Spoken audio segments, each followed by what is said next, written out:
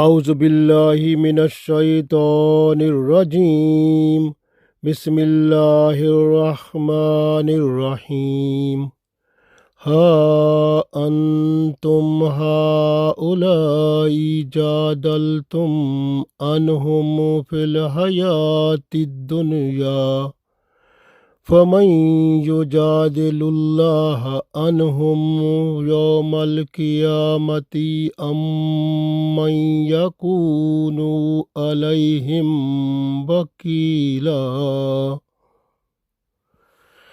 عزیز دوستو، السلام علیکم ورحمۃ اللہ وبرکاتہ۔ سورہ نساء آیت نمبر 109 تلاوت کی ہے۔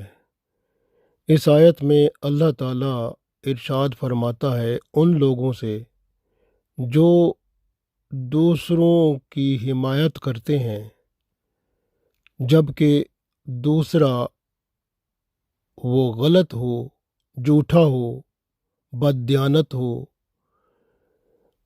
پھر بھی اس کی حمایت کرتے ہیں، تو اللہ تعالیٰ یہاں یہ فرماتا ہے آج تو تم یہاں دنیا میں ایسے شخص کی حمایت کر رہے ہو نا، لیکن قیامت کے دن اللہ کے سامنے کیا تم اس کی حمایت کر سکو گے؟ کیا اس کے وکیل بن سکو گے؟ کیا اس کا مقدمہ اللہ کے حضور لڑ سکو گے؟ تو یہ بہت بڑی وارننگ ہے جو کہ اس آیت میں موجود ہے۔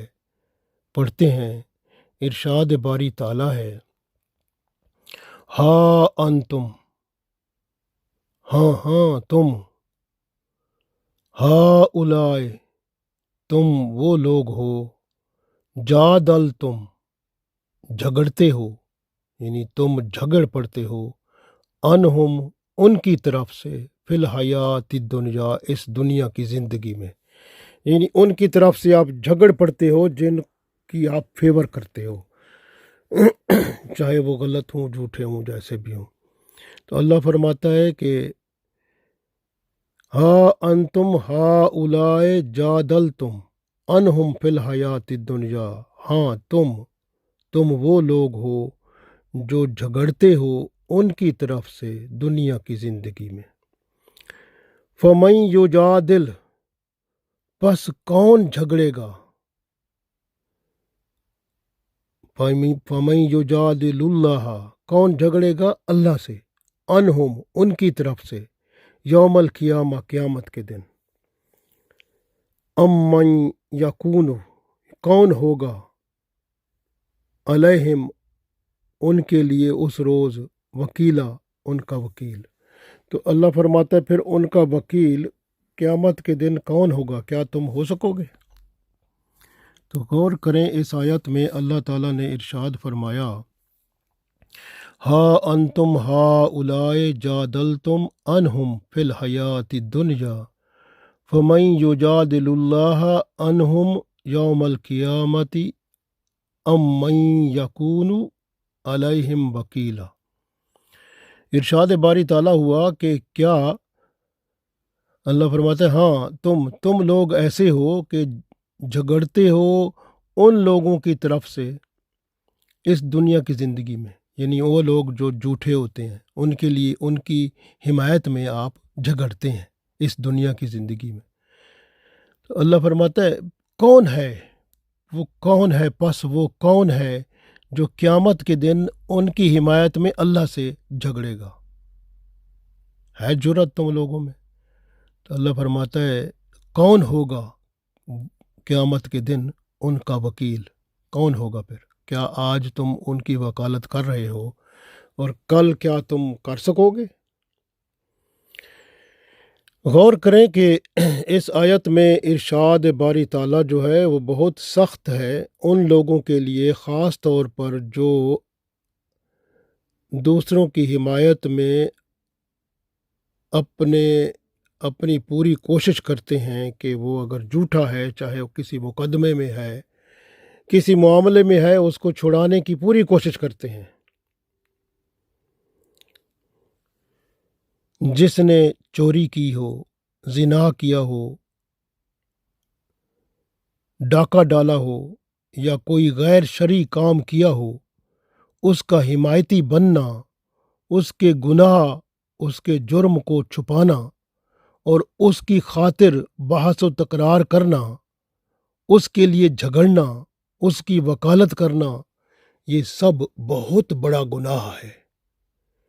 اللہ فرماتا ہے یہاں تو ایسا کر لو گے، لیکن کل قیامت کے دن اللہ کے سامنے کیا اس کے حمایتی بن سکو گے؟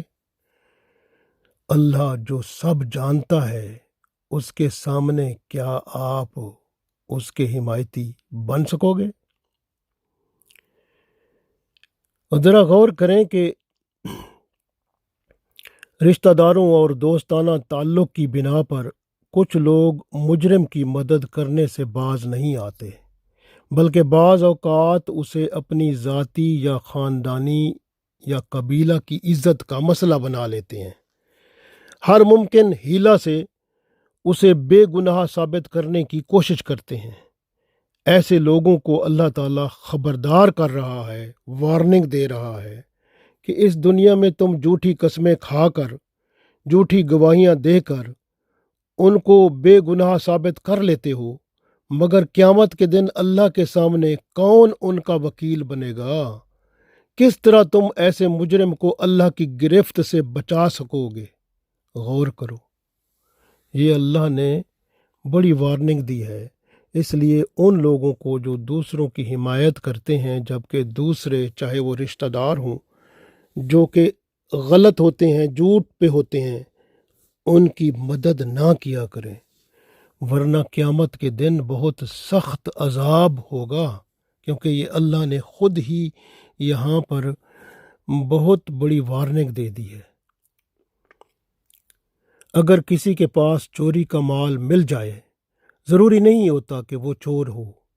کیا خبر چور نے اس کے پاس مال امانت بطور رکھ دیا ہو یا اس کے گھر میں پھینک دیا ہو، جس طرح مدینہ شریف میں وہ تومہ جو بشیر تھا، اس نے مال یہودی کے پاس امانت رکھ دیا تھا چوری کر کے، تو پھر بعد میں اسی یہودی پر الزام لگا دیا تھا کہ یہی چور ہے۔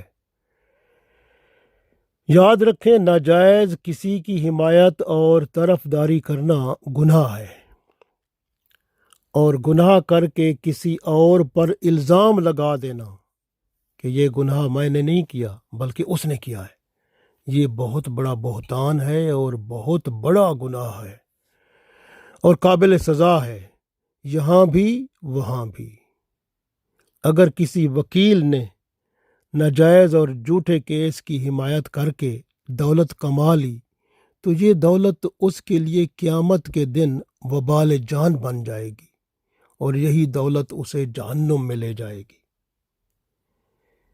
ذہن نشین کر لو کہ ناجائز حمایت، ناجائز سفارش اور بغیر تحقیق کے کسی کی بات مان جانا بہت بڑے گناہوں میں سے ہیں۔ گناہ خود کر کے پھر دوسرے پر الزام لگا دینا، یہ بہت بڑا بہتان اور تہمت ہے جو سب گناہوں سے بڑا گناہ ہے۔ تحقیق اس لیے ضروری ہے کہ بعض اوقات چوری کیا ہوا مال کسی کے پاس امانت رکھ دیتا ہے، اگر چوری کا الزام لگے تو اس کا نام لے لیتا ہے، یہ بہت بڑا گناہ ہے۔ بعض اوقات اس طرح اصل چور تک پہنچنا مشکل ہو جاتا ہے۔ لوگ جب اپنی کسی غلطی یا حق تلفی پر گرفت میں آ جاتے ہیں تو اعتراف کی بجائے جھوٹ اور بہتان کی راہ اختیار کرتے ہیں، اور اس کا جھوٹ کسی بے گناہ پر لادنے کی کوشش کرتے ہیں۔ اس طرح کے ہتھ کنڈوں سے دنیا کو دھوکہ تو دیا جا سکتا ہے، لیکن اللہ کے سامنے کیا کریں گے؟ وہاں نہ صرف اپنے گناہ کا بوجھ اٹھائیں گے بلکہ دوسروں پر الزام اور بہتان تراشی کا بھی بوجھ اٹھائیں گے۔ دیکھیں نا کتنا نقصان ہوگا۔ اس لیے جو لوگ ایسے شخص کے لیے جھگڑتے ہیں، سمجھتے ہیں وہ ہمارے خاندان کا ہے یا ہماری برادری کا ہے یا ہمارا دوست ہے، چاہے غلط ہے لیکن اس کی فیور کرنے کے لیے، اس کی حمایت کے لیے لڑ پڑتے ہیں، جھگڑ پڑتے ہیں، تو اللہ انہی کو فرماتا ہے ہاں انتم ہاں اولائے جادلتم، کیا تم تو وہ لوگ ہو جو جھگڑتے ہو انہم ان کے لیے فی الحیات الدنیا، یعنی ان کے لیے جو جھوٹے ہیں تو ان کے لیے جھگڑتے ہو۔ وکیل بھی ہوتے ہیں نا، وہ بھی ایسے جھوٹا کیس لے کے جھگڑتے ہیں، جھگڑ کے اس کے حق میں فیصلہ کرانے کی کوشش کرتے ہیں، جھوٹے گواہ جو ہے وہ لے آتے ہیں، اور اس طرح سے وہ جو کیس ہوتا ہے یا معاملہ ہوتا ہے یا مقدمہ ہوتا ہے اس کی ساری حیت اور ساری شکل و صورت بدل کر وہ جھوٹے کو سچا ثابت کر دیتے ہیں۔ تو اللہ ایسے لوگوں کو ارشاد فرماتا ہے کہ ہاں انتم ہاں اولائے جادلتم، تم تو وہ ہو جو جھگڑتے ہو انہم ان کے لیے فی الحیات الدنیا، دنیا میں تو ایسا کر لیتے ہو، فمن یجادل اللہ، تو کیا تم جھگڑو گے اللہ سے انہم ان کے لیے یوم القیامہ، قیامت کے دن کیا جھگڑ سکو گے اللہ سے؟ ام من یکون علیہم وکیلا، کون ہوگا جو ان کا وکیل بنے گا قیامت کے دن؟ آج یہاں تو ان کی وکالت کر لیتے ہو، ان کی طرفداری کرتے ہو، ان کے لیے تم کوشش کرتے ہو، لیکن قیامت کے دن کیا اللہ کے سامنے ان کی وکالت کر سکو گے؟ ان کی طرف سے لڑ سکو گے؟ یہ بہت بڑی وارننگ ہے، اور جنہوں نے ایسے خطائیں کی ہیں قیامت کے دن بہت بڑا وہ اللہ کے ہاں عذاب پائیں گے، کیونکہ یہ اللہ نے وارننگ دے دی ہے۔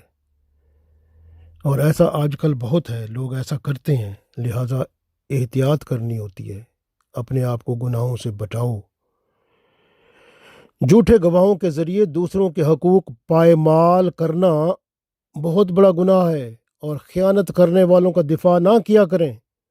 ادھر اگر ان کا دفاع کر لیں گے تو کل قیامت کے دن اللہ کے سامنے ان کا کیا دفاع آپ کر سکیں گے؟ اللہ بلائے گا ایسے لوگوں کو، آؤ ان کا دفاع کرو جس طرح دنیا میں کیا تھا، کرو، بات کرو اللہ سے۔ وہاں کہاں وہ کر سکیں گے؟ تو پھر وہاں پہ عذاب، ان کو پھر عذاب کے لیے جہنم میں بھیجا جائے گا۔ تو اس طرح کی باتیں ہیں، یہ ذرا یہاں سوچیں۔ ان آیات سے مسلم معاشرہ قائم کرنے کی ضرورت پر زور دیا جا رہا ہے، جو گناہوں کی آلائش سے پاک ہو، فتنہ و فساد سے آزاد ہو، جرم کسی سے ہو جائے تو سزا وہی بھگتے، یہ نہ کہ کسی اور پر وہ جرم سوار کر دیا جائے۔ مجرم کی پشت پناہی ہر طرح اور ہر لحاظ سے حرام ہے۔